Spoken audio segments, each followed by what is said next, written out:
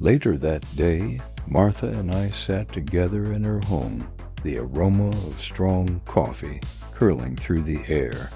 I wrapped a bandage around her bruised shoulder, but her eyes were elsewhere haunted, weighed down by the wreckage we had just walked through.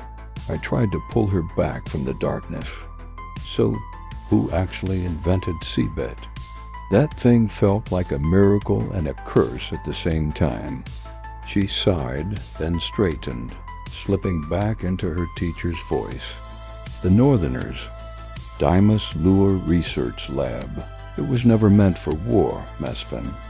It began as a transportation project, a breakthrough in artificial gravity.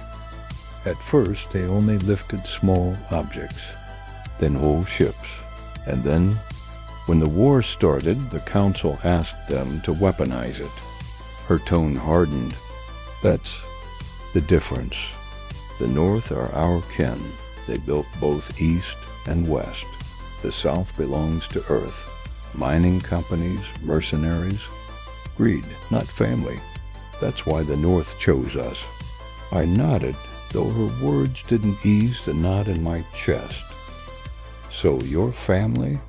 They're all still in the North, except my sister. She came here, stayed with me a while.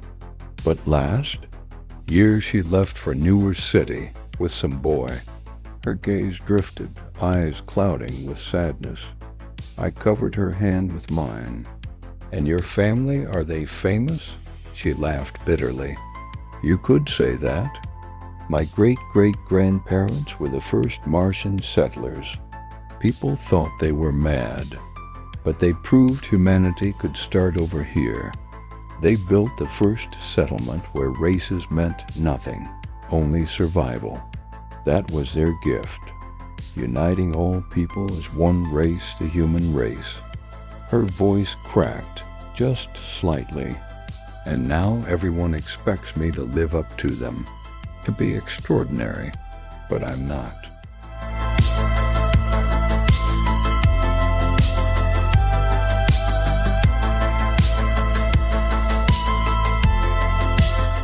I pulled her closer. Being you is enough. Brave, stubborn, selfless, that's more than enough. Her lips trembled into a smile, but the sadness clung. She changed the subject. The truth about seabed? It's dangerous. If it's miscalibrated, it doesn't just lift objects.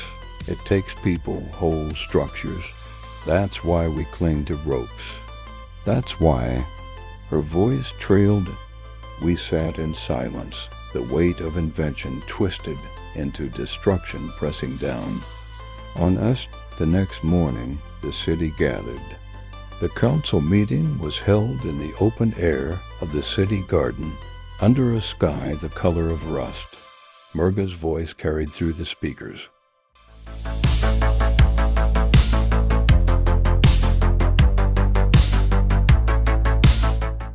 We defended Mariner Valley, but war does not bring peace. It only brings more war. We must find another way. A sustainable peace. I slipped quietly to the back, sitting beside Eden, who smiled in greeting. My eyes found Martha at the speaker's table. Even bruised, she radiated conviction. Her speech lit the crowd. Let us share the valley. We can live on the surface, and let the South mine beneath. We cannot undo the lives lost, but we can prevent losing more. Her words lifted me until the Southern response arrived. A rejection, blunt, absolute. They didn't want land. They wanted control, and the news spread like poison. The International Space Agency condemned us. One more use of seabed, they warned, and they would cut us off entirely. The ultimatum hung over us like a blade. The crowd dissolved uneasy. Whispers. A betrayal in the air. We knew the South was still smuggling weapons, mercenaries. We knew another war was coming. That afternoon, we returned to the wreckage of the battlefield to finish gathering supplies. The silence there was suffocating, and then we heard it.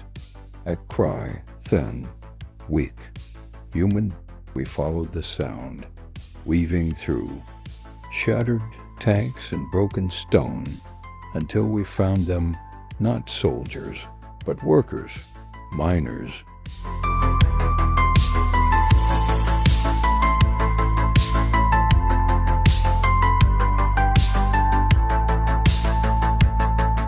Their suits were battered, their faces blackened with dust. Not fighters, just men and women dragged here to dig for resources and thrown into the front lines when the war came. One, his lips bloodied, whispered hoarsely, We never wanted this. We were forced.